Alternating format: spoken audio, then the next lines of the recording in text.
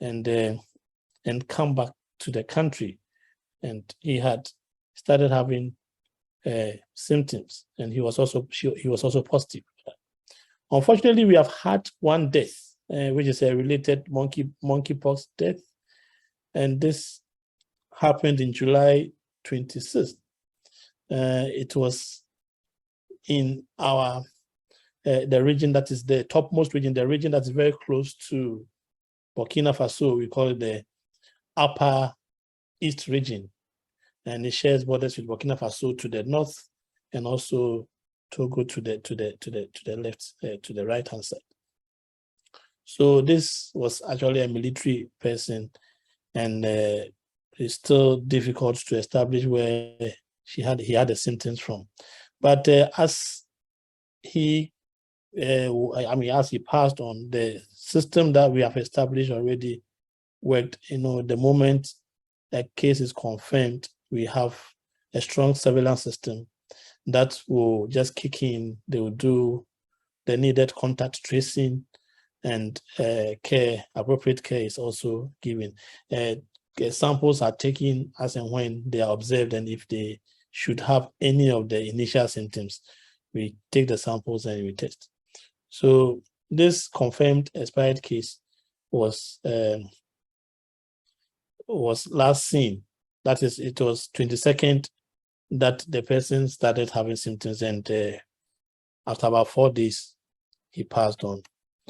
So the current update as at yesterday, 7th September, we have had 349 suspected cases of monkeypox, and it has come from all the 12 regions, even though not all the 2 regions have had confirmed cases. Sorry, it should be 16 regions. That's a mistake there. It has come from all the 16 regions. And our mode of testing, you are using the real-time PCR confirmatory testing. And we've also been engaging in genomic sequencing. I will show you one of the phylogenetic trees that we have constructed from the sequencing that we've had. Then out of this, we have had 49 that have been confirmed as positive. These are asterisks because currently we have other 2 centers that are doing the testing. I'm speaking from the main testing center, that is the Noguchi Memorial Institute for Medical Research. Now we have rolled out 2 more testing centers, even though they are handling fewer samples, but they've also had some positive. So their data is not part of what I'm currently presenting, but there's not so much difference. So we have had 49 as confirmed cases. Interestingly, we have had about 30% of all the cases coming from children under 10 years. And looking at the data that has been presented, it's not so consistent. But what is consistent about it is 87% of all the cases that we have had confirmed have had this vesicular rash. And that is also consistent with the case definition that has been established. So there below there is an epi curve that shows a number of samples that we have processed over the period. That is from May 6th right out to yesterday, that is Wednesday. And you can see how the positivity is fluctuating as against the number of samples that we have been receiving in these days. And these are further, that's the same curve that I have here. But you can also see that we have more males than females, which is also consistent with the global picture that we are seeing. And interestingly, all the regions in the country, 16 regions in the country, have submitted cases that have been suspected cases, but not all of them have been confirmed as positive.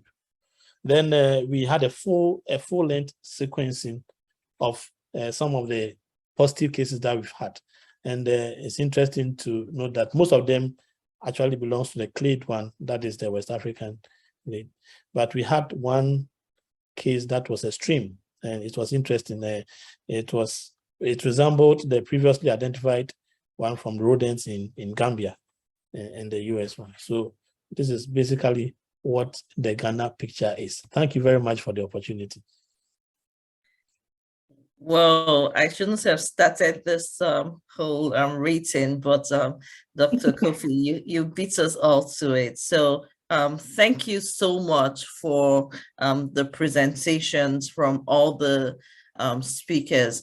As was shared at the beginning, for those that joined late, this is being recorded and the presentations will be made available to everyone that took part in this webinar. So I think at this point, I don't know how many more minutes we have, but we're open to questions. If you feel that your question you have put in the chat was not answered, please, you can ask the questions aloud, or if you have a question, but I really want to turn it over to Dr. Igwe or if you can just prompt me and let me know how many more minutes we have.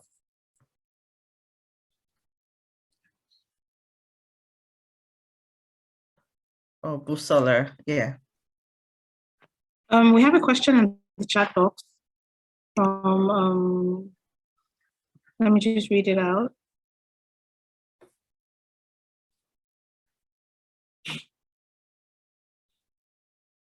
Okay, I think you've answered Uzoma's question. Dr. Francis had a question for Prof, which Dr. Detifa answered. So it looks like we don't have any pending question. If I've missed anyone, you can unmute yourself and share the question.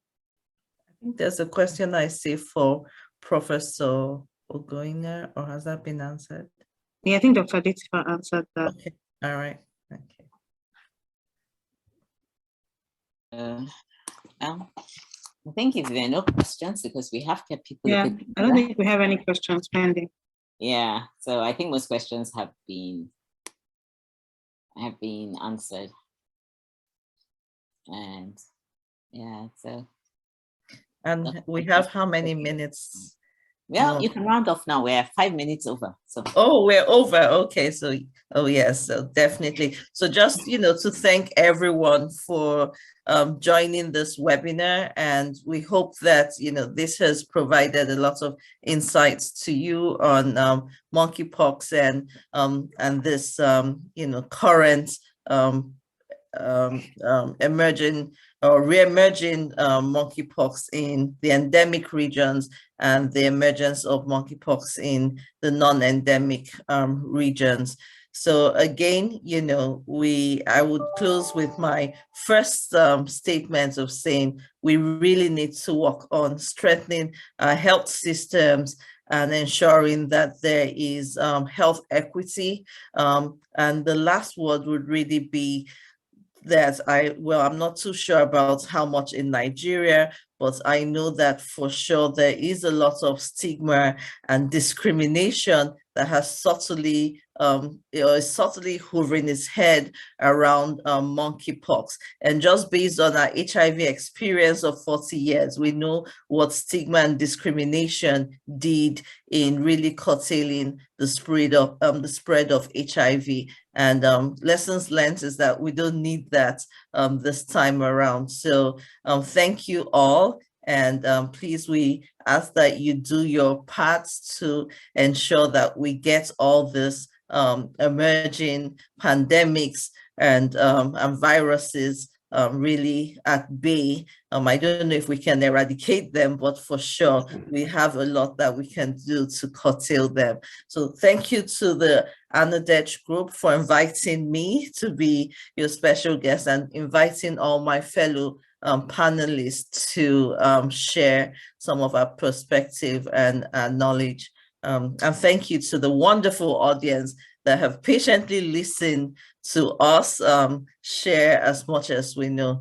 Have a good evening and have a good morning, depending on where you are. Thank you.